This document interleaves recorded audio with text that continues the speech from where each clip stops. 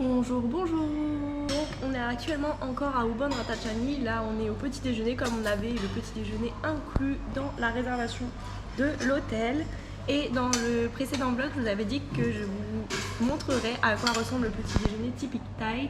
Donc ça s'appelle Khao Tom, c'est un porridge de riz mélangé avec de la viande, souvent de la viande de porc. Donc c'est ce que j'ai pris là ce matin, en plus d'autres choses évidemment. Tadam! Et mon Khao Tom c'est ça, et en fait c'est un bouillon qui est fait avec du riz cassé et de la viande. Et franchement c'est vraiment super bon, c'est hyper doux je trouve pour le matin.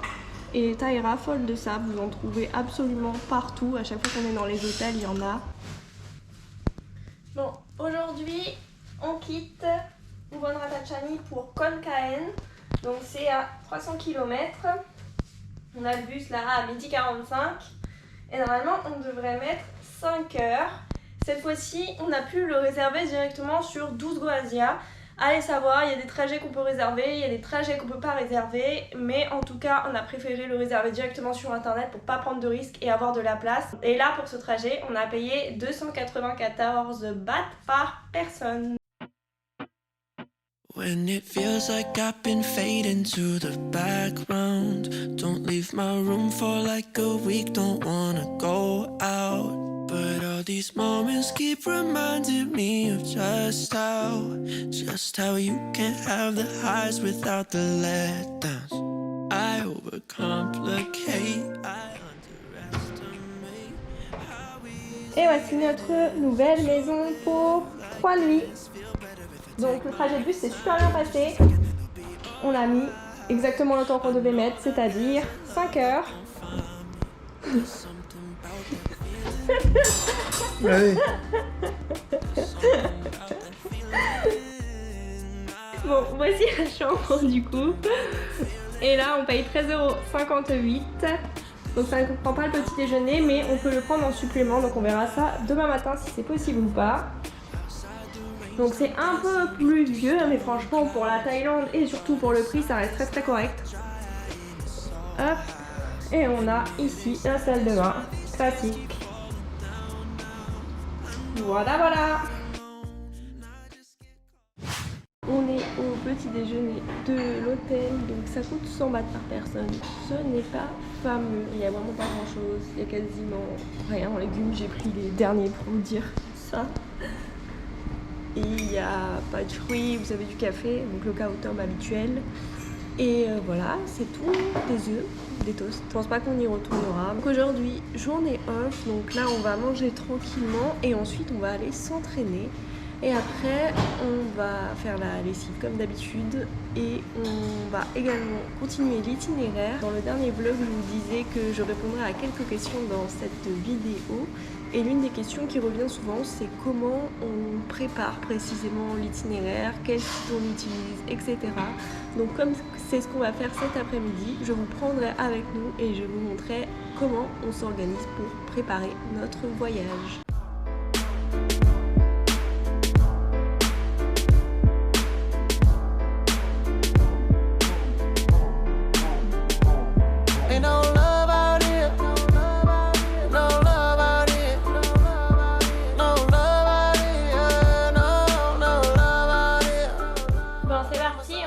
L'itinéraire pour le prochain pays. Là, on va attaquer les réservations d'hôtels.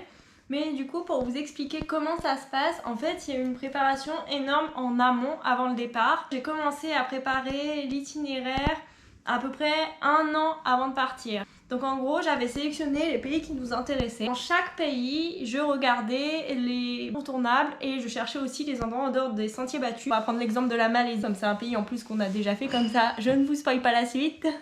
Mais du coup, par exemple, je tape Malaisie incontournable et ça va me sortir tous les noms des villes. Je regarde les villes, à quoi ça ressemble, si ça nous plaît ou pas. Je note tout ça sur un fichier Word. Je regarde beaucoup les blogs, ça aide énormément pour préparer l'itinéraire. Et je regarde également sur YouTube. Donc une fois que j'ai la liste des villes où il faut apparemment aller, et bien ensuite je regarde où c'est situé sur la map. Donc pour ça, j'utilise le site planificateur à contresens. Vous pouvez ajouter ici les destinations Et donc vous cherchez ici, donc je vais mettre n'importe quoi, par exemple Kuala Lumpur, la capitale. Et ça va vous le mettre en fait directement sur la map avec des petits numéros. Donc là je vais pas l'enregistrer, mais... Et vous voyez, après, donc comme ça vous pouvez placer les numéros dans le bon sens et vous faire un itinéraire qui paraît potable. Donc nous on arrivait de la Thaïlande, donc l'itinéraire commençait d'ici. Et donc ensuite je mettais les villes dans le bon sens en sachant que nous on descendait donc du coup tout au sud jusqu'à Singapour. Et après je regardais si les trajets existaient parce que des fois ça semble être à côté mais le trajet en bus n'existe pas et il faut faire un arrêt dans une autre ville pour changer de bus, etc. etc. Et je regardais aussi les distances et pour ça vous avez le site Rome de Rio. Comme ça je note toutes les villes sur Word directement avec le trajet à prendre, etc. Donc j'ai fait ça pour tous les pays et donc vous vous rendez peut-être pas compte comme ça mais ça prend vraiment énormément de temps, ça prend des jours et des jours, c'est très très long.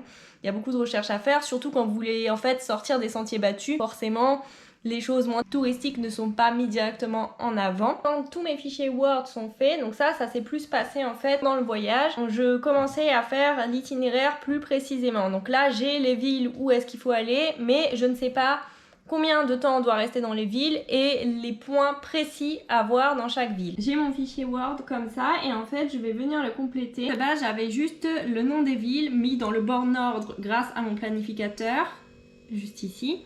Je vais d'abord chercher les choses à faire dans la ville pour ensuite voir combien de jours on doit y rester, combien de nuits on doit y rester. Tout ça c'est prêt 3 mois en avance et je le prépare au cours du voyage. Donc ça c'est pareil, ça prend un peu de temps. Donc là pour mon prochain pays en fait tout est prêt. Mon fichier Word est prêt, je sais combien de nuits on doit rester dans les villes. Et donc là ce qui reste à faire c'est à choisir les hôtels. On utilise 2 sites, donc Booking et Agoda. Et là, c'est là que monsieur me vient en aide. Lui, il fait ses recherches sur Agoda directement et moi, je fais les recherches sur Booking et ensuite on compare. Les critères pour nous, c'est on veut un hôtel qui est noté plus de 8, qui a la clim évidemment et on recherche plutôt des hôtels avec le petit déjeuner. Mais voilà, s'il n'y a pas de petit déjeuner, c'est pas grave, c'est un critère supplémentaire. Et voilà, et on fait nos recherches comme ça, chacun de notre côté. Et ensuite, on voit en commun et on regarde qui est-ce qui est le mieux en fonction de la localisation et du prix notamment. Sachant qu'on prend toujours des hôtels annulables au cas où on change d'itinéraire au dernier moment ou au cas où on a un problème tout simplement. On réserve les hôtels à peu près 1 mois en avance.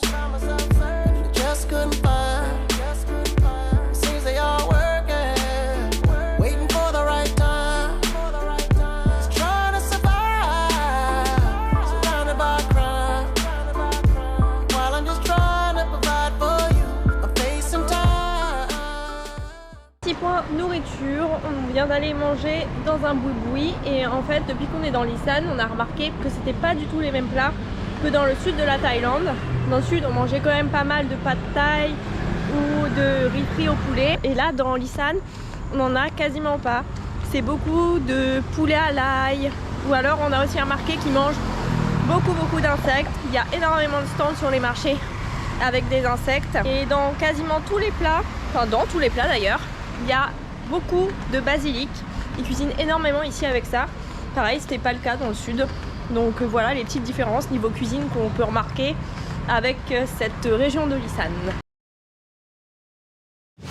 Et on est parti pour visiter Khon Kaen. Donc on va tout faire à pied aujourd'hui, ou du moins en tout cas on ne va pas louer de moto parce que tout peut se faire tranquillement à pied. On va juste peut-être prendre un grab à un moment donné pour aller voir un temple qui lui est un peu plus loin. Une question aussi qui est revenue, c'est est-ce qu'on nous demande d'avoir le permis international lorsqu'on loue des scooters en Asie? Et la réponse est non, on nous l'a jamais demandé, que ce soit en Thaïlande, au Vietnam ou ailleurs. Donc par contre on a quand même le permis international qu'on avait fait en France avant de partir, même s'il ne nous le demande pas.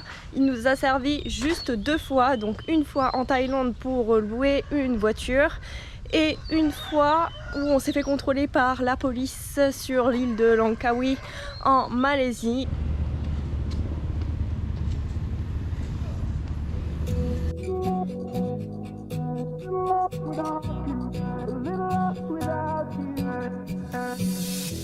house falling apart, so caught in the dark.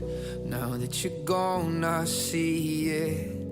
You were out of my way, but so much has changed. So where did you go?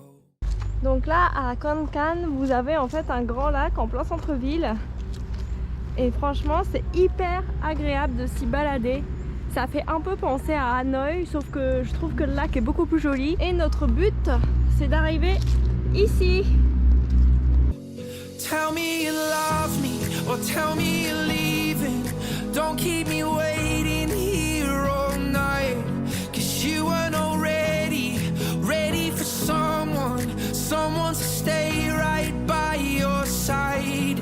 Oh, I don't wanna let you go. I'm a little lost without you, a little lost without you, my darling, you're all I know. I'm a little lost without you, a little lost without you by my side.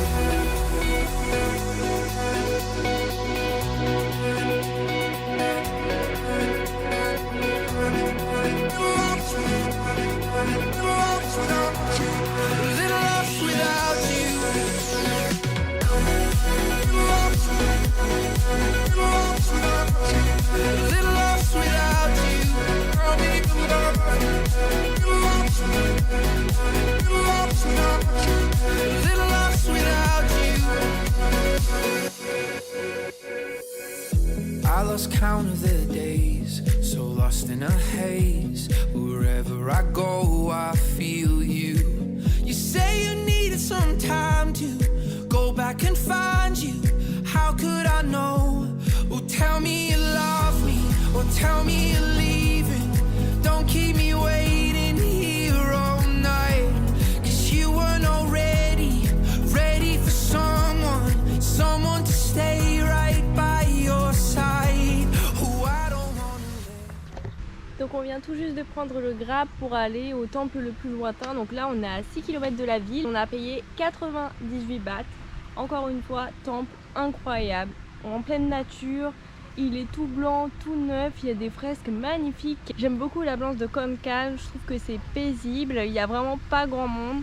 Il y a 120 000 habitants, mais on ne dirait pas du tout. Ça fait vraiment petite ville, taille très très sympa. Partout où on a été pour l'instant, c'était vraiment beau. Et c'est encore des temples différents de ceux qu'on a pu voir par exemple à Ubon Ratchathani. Une autre question qu'on a pu avoir, on nous a demandé si on avait des astuces ou des remèdes pour s'adapter à la nourriture et pour ne pas tomber malade. J'ai pas spécialement de conseils à vous donner pour ça, mais juste vos corps s'adaptent. Là en 5 mois, je touche du bois, ça se trouve je dis ça et je vais être malade demain, donc voilà. Mais j'ai été malade qu'une fois au Vietnam et monsieur n'a jamais été malade, donc on s'en sort quand même plutôt bien. Après on fait quand même attention à ce qu'on mange, on évite le poisson, les fruits de mer.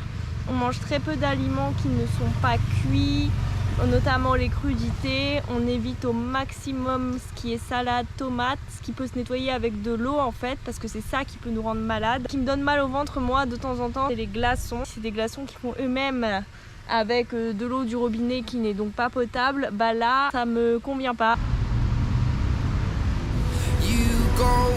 I'm a little lost without you, a little lost without you, my darling, you're all I know. I'm a little lost without you, a little lost without you by my side. Petit stop pour manger ce midi.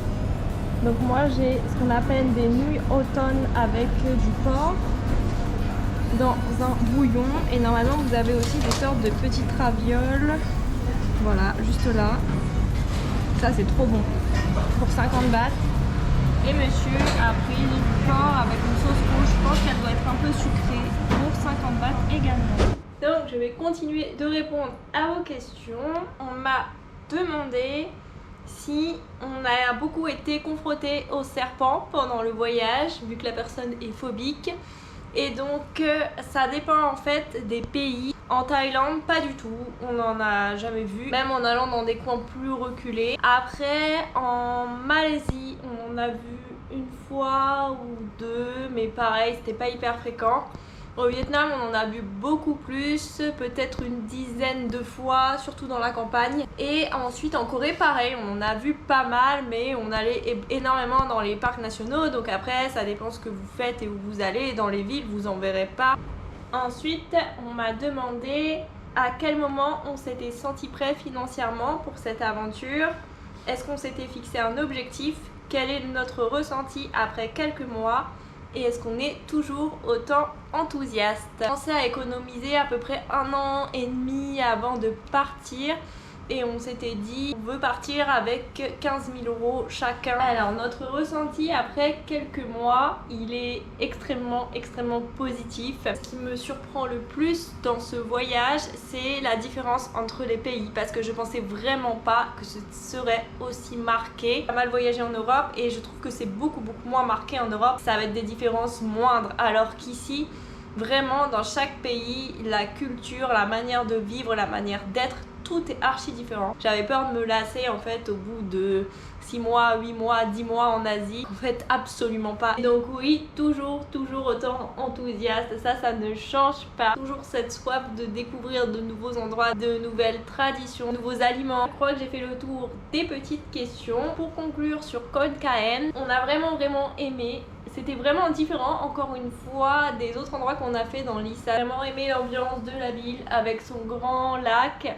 C'est vraiment chill, je trouve, et c'est agréable de s'y balader. Khon Kaen, je recommande. Et je recommande l'Isan d'ailleurs en général. Là, pour la prochaine destination, on quitte l'Isan, on va dans le nord. Les 4 prochaines destinations, on reste dans le nord et ensuite on reviendra dans l'Isan pour la fin du séjour en Thaïlande. On part demain matin en direction du nord pour un très long périple. On a plus de 600 km, pas loin de 700 même il me semble à faire, donc ça va être très long. Un stop incontournable dans le nord. On était obligé en fait de s'arrêter dans cette ville pour pouvoir faire la suite de notre itinéraire. Donc voilà, on y restera pas très longtemps, mais je vous expliquerai tout ça dans la prochaine vidéo. Et donc moi, je vais vous laisser ici et on se retrouve dans le prochain vlog.